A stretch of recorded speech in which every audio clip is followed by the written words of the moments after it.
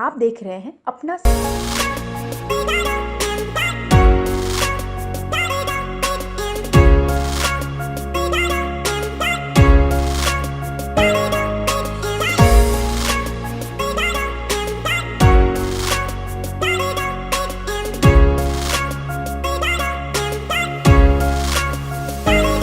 What is the time frame? How long is it taking? So Naushad, I'll add some this to it. It is depending on the dating time.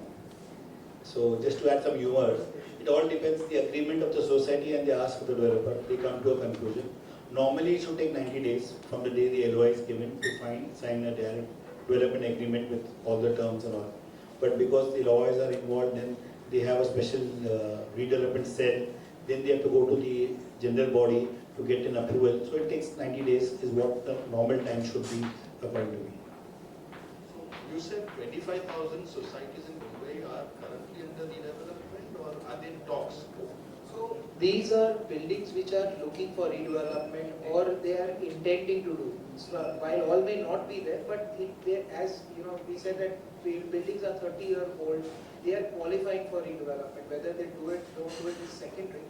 But 25,000 plus societies or buildings are qualified for redevelopment, and most of them are looking for a better lifestyle and a better building to come in. So that's where we see this as a great opportunity for the society members to upgrade their lifestyle. The redevelopment process starts, which is the whole aim of the whole thing. How will it affect the market? Because now most societies, more redevelopment material is available, the more the redevelopment will take place. How will it affect the price and the availability, the supply and demand ratio? See, with societies more societies coming in, it is true that there will be supply coming in, that is right. But at the same time, if you look at the overall macroeconomics of Mumbai, there is enough and more demand available. And today, Bombay is being looked at a very favorable destination for people to buy their own apartments. If you historically look that every month on month there has been 10,000 plus registrations happening, and that's the IGR data which is showing. Why? Because today Bombay or Mumbai has seen the kind of infrastructure development, coastal road, metro lines, freeway, the Navi Mumbai airport, the Atal Setu, all that is connecting and making Mumbai very nearer to each other. So and plus the the overall economic drive of India along with Mumbai being the financial capital, that itself is driving the demand for real estate. And even if there is, let's say, one building coming up on an average, just giving if there are 20 members or 10 members or 15 members in a society, eventually the new the new set of flats which will come up will be in the range of 7 to 10. So even though there are 25,000, the numbers will be in accordance to the FSI available and all of that. So there will new supply coming, but we are very confident that the kind of demand which is driving, it will be able to absorb.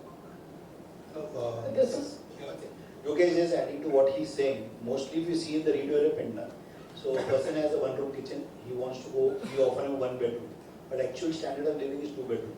So he buys additional area. So if you look at most of the things, I'm not giving you a math, but I'm not giving you a thin line also, that 10% or 50% of the areas are again bought back by the existing members. So that's where the difference is. So people today don't want to invest money further, like we invest 11% to buy a home, by 6% by stamp duty and 5% by GST. So they try to get the actual size they require or they desire, and that's where the difference. Competition is welcome, more the competition. Our whole purpose for all this is that end customer should benefit and the end user like a society should benefit. So competition builders will place it out. I don't think prices will come down because premiums are very high in Mumbai, but the supply will increase for sure. तो आज का जो ये press conference था, उसका सबसे बड़ा हेतु था कि मुंबई में आज की तारीख में रीडेवलपमेंट एक ही सोर्स है। मुंबई में जो जमीन है वो खाली 3-4 जगह पे बटी हुई है, या स्लम है, या माडा के पास है, या सोसाइटी के पास है। ओपन लैंड स्पेस बहुत कम है। तो यही चीज अगर हम जो redevelopment is the only answer कि जहाँ पे नई बिल्डिंग है, नया प्रोजेक्ट आ सकता है। और लोगों को आज बॉम्बे में 30 साल 40 साल पुरानी बिल्डिंग्स हो चुकी है, तो वो लोग को भी रीडेवलपमेंट करना चाहिए, नई लाइफस्टाइल लेनी चाहिए। नए फैसिलिटीज़ मिलनी चाहिए। तो ये हेतु से और ये इंटेंट से कि लोगों को एक अच्छा प्रोजेक्ट मिले, लोगों को एक अच्छा घर मिले, और उससे उनको आज अप्रोच करने के लिए शायद वो सोसाइटी वाले एक या दो प्रोजेक्ट कर पाएंगे, एक या दो डेवलपर्स को अप्रोच कर पाएंगे, पर ये करने से 40 डेवलपर्स एक साथ उनको मिल सकते हैं। तो उनको चॉइस भी मिलता है किसके साथ उनको जाना है, कैसे करना है, और मोस्ट इम्पोर्टेंट यही है कि भाई लोगों को अपना नया घर कैसे जल्दी मिले और फास्ट मिले।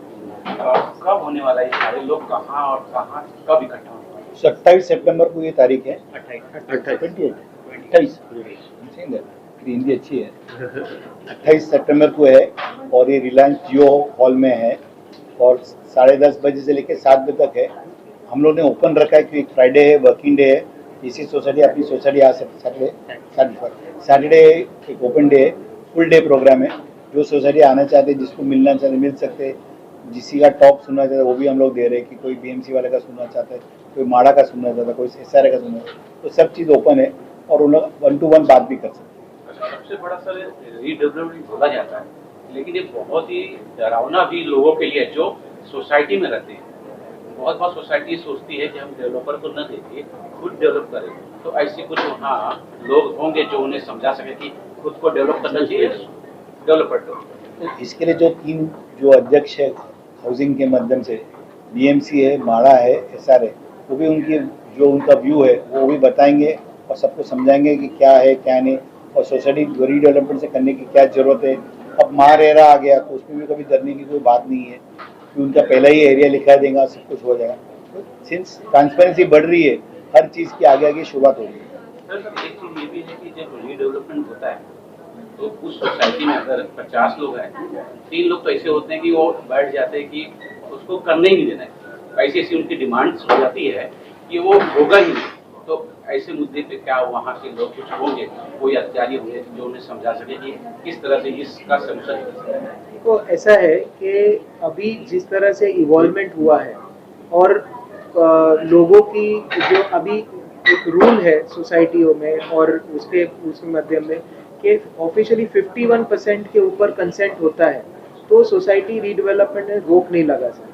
और अगर कोई ऐसे रोक लगाता है, जैसे आपने बताया 2-3 जन एक सोसाइटी में होते जो नहीं करना चाहते, तो वो बाकी जब 50 में से अगर 47 मान जाते हैं, साइन कर लेते हैं, अगर वो 3 नहीं साइन करते तो कोर्ट में अप्रोच होते हैं और कोर्ट वही फेवर में देखता है, क्योंकि कोर्ट यही देखता है कि 3 जन की वजह से 47 जन का नुकसान नहीं होना चाहिए। अगर 47 लोगों ने हाँ बोला है एक डेवलपर के साथ और कुछ टर्म्स कंडीशन नक्की अग्री किए हैं, तो वो 3 जन उसको अपोज नहीं कर सकते। तो अभी अप्रोच कोर्ट का भी सोसाइटी के लिए बहुत पॉजिटिव रहा है एंड सोसाइटी एक्सेप्टेंस भी लोगों को समझ में आया। तो धीरे धीरे जो ऐसे होता था पहले, अगर आज से 10 साल पहले जो रीडेवलपमेंट होता था, तो उसमें ऐसा होता था कि आज मैंने साइन किया पर शायद मेरा बिल्डिंग अगले 2 साल में बन जाए या अगले 15 साल में बने, उसका नक्की नहीं था, क्योंकि 1-2 जन अटक गए तो वो पूरा प्रोजेक्ट अटक जाता। पर अभी वो अटकने का सवाल नहीं है, क्योंकि कोर्ट ही उनको ऑर्डर देता है कि आपको निकलना पड़ेगा। तो इस तरह से एक पॉजिटिव अप्रोच से ही रीडेवलपमेंट होता है। रीडेवलपमेंट में बहुत बड़ी समस्या एक और आ रही है, लोग पार्किंग को लेके भी बहुत जिद्दी हो गए हैं, हमको पार्किंग चाहिए। क्या कुछ उस पर आप? वो है, वो उनकी डिमांड है, वो डिमांड के हिसाब से हम लोग पार्किंग देना पड़ता है। हर मेंबर को ज़्यादा करे, सबकी डिमांड रहती है कि हर आदमी को एक गाड़ी होना चाहिए, तो उसके लिए हम लोग इंकॉर्पोरेट करके करते हैं। तो यूजुअली ऐसा होता है कि पुराने बिल्डिंगों में पार्किंग इतनी नहीं थी, बट वो अभी तभी नॉर्म था। अभी पर आज के जो डीसीपीआर के नॉर्म्स है वही हमको अलाउ करते हैं कि हमको पार्किंग एक particular size of the flat के लिए इतना पार्किंग देना है, वो होता ही है। तो वो और एक हमारे रूल में भी होता है और दूसरा सोसाइटी को भी एक अपनी खुद की पार्किंग की रिक्वायरमेंट होती है, तो वो दोनों चीज़ मैच हो जाती है। तो पार्किंग तो डेफिनेटली जो रूल्स के हिसाब से भी मिलता है और उनके डिमांड से भी यूजुअली डेवलपर्स देते हैं। अच्छा, एक चीज़ और मैं जानना चाहता हूँ, अंधेरी से बोरिवली के जो साइड एरिया है, ज़्यादा करके वहाँ फर्स्ट फ्लोर सेकंड फ्लोर तक बने हुए हैं, अब उनको डेवलपमेंट चाहिए। अगर कुछ बता सके कि उनका डर, जो अंदर डर है कि बिल्डर हमारा ये हड़प लेगा या हमको नहीं मिलेगा, कुछ ऐसे कुछ नियम अगर उनको बता सके हमारे दर्शकों को। काफ़ी सारे नियम है, तो जो प्रोसेस गवर्नमेंट ऑफ महाराष्ट्र ने दी वो भी अच्छी है। और उसको आप फॉलो करो तो कोई दिक्कत नहीं होती। और मेरा एक ही किया है कि भाई कोई अच्छा डेवलपर जिसकी बैलेंस शीट अच्छी है, जिसने काम किया है, उसको आप 5 स्क्वायर फीट के लिए मत चुनो। वो सब थोड़ी चीज़ अपने लालच में नहीं आना भाई, और अच्छा डेवलपर करते जाए तो कोई दिक्कत नहीं है। आज के तारीख में जितने नॉर्म्स है, डीसीपीआर के नॉर्म्स है, आप जैसे बॉम्बे की बात करें जो डीसीपीआर के नॉर्म्स है, प्लस अब अभी कोई भी डेवलपर है, कोई भी अपना प्रोजेक्ट करता है, उसको रेरा में रजिस्ट्रेशन करना पड़ता है, तो ट्रांसपेरेंसी बहुत ही ज़्यादा अच्छी तरह से होती है। तो लोगों को जो ये फियर होता है कि डेवलपर मेरा घर ले लेगा, शायद घर नहीं देगा, आज इतने रेगुलेशन स्ट्रिक्ट हुए हैं, आज लीगली उनके जो अग्रीमेंट्स होते हैं वो भी इतने बाइंडिंग होते हैं डेवलपर के लिए भी और सोसाइटी के लिए भी, ताकि कोई दो एक बार साइन होता है तो दोनों एक दूसरे से हिल नहीं सकते। और यूजुअली जो डेवलपर होते हैं उनका इंटेंट यही होता है कि बिल्डिंग जल्दी से जल्दी बने, उनका भी भाड़ा देना कम हो और लोगों अपने नए घर में आए। तो एक पॉजिटिव इंटेंट से अगर सोसाइटी और डेवलपर चलते हैं तो मेरा ये मानना है कि अगर आप जो बॉम्बे में आज रीडेवलपमेंट देख रहे हो वो यूं इसलिए देख रहे हो क्योंकि सोसाइटी और डेवलपर सब पॉजिटिव इंटेंट से चलते हैं और ट्रांसपेरेंसी और ओपननेस से चलते हैं, और वही ओपननेस के कारण आज रीडेवलपमेंट इतना अच्छी तरह से होता है। अगर हमारे दर्शकों को बता सके कि जो सोसाइटी वहाँ 28 सितंबर को जाने की है, तो कौन कौन से डेवलपर वहाँ आए, कुछ नाम अगर बता सकें। हमारे पास जो 40 डेवलपर्स हैं, they are in the range of corporates also. Corporate developers भी हमारे पास है, हमारे पास मिड स्केल डेवलपर्स भी है, स्टैंड अलोन डेवलपर्स भी है जो स्टैंड अलोन प्रॉपर्टीज डेवलप करते हैं। तो हमारे पास हर टाइप के डेवलपर्स हमारे पास अवेलेबल है, right from south Bombay, right from काफ़ी सारे डेवलपर्स हैं जिनका फोकस है on developing south Bombay. So for them we have about 150 societies that have registered from South Bombay region. उसके बाद जो वेस्टर्न बेल्ट है, सबसे ज़्यादा क्रीम बेल्ट जो आज के टाइम पे बोला जाता है western belt, right from Andheri, जैसे आपने बताया right from Andheri to Borivali, we have 20 developers catering only to that region. तो ऐसे हमारे पास हर टाइप के डेवलपर्स हर रीजन को केटर करने के लिए। We have developers participating from Navi Mumbai. तो 50 से 55 सोसाइटीज़ ने सिर्फ नवी मुंबई से रजिस्टर किया, जिनकी लेआउट साइज काफ़ी बड़े हैं।